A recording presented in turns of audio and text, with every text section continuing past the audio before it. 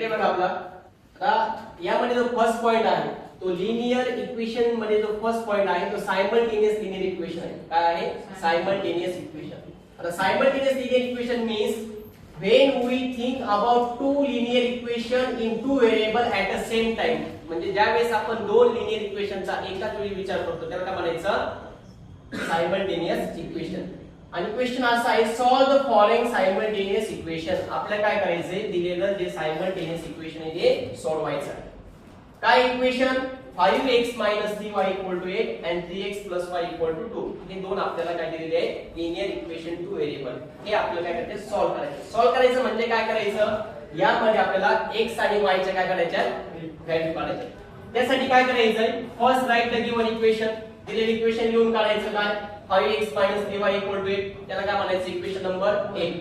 त्यानंतर दुसरं इक्वेशन काय? 3x y 2. हे इक्वेशन नंबर काय? 2 आहे. मग first we have to write the given two equation. Then आता जर आपल्याला लिनियर इक्वेशन जर सॉल्व करायचे असेल सायमल्टेनियसली तर आपल्याला काय पाहिजे? या ठिकाणी x किंवा y मेथड मी सोडवायची. कुठली मेथड वापरायची? Elimination method. या एलिमिनेशन मेथड मध्ये काय करायचं? आपल्याला कोएफिशिएंट कसे पाहिजे? सेम पाहिजे.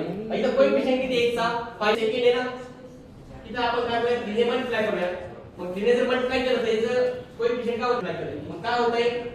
9x 3y 6. Then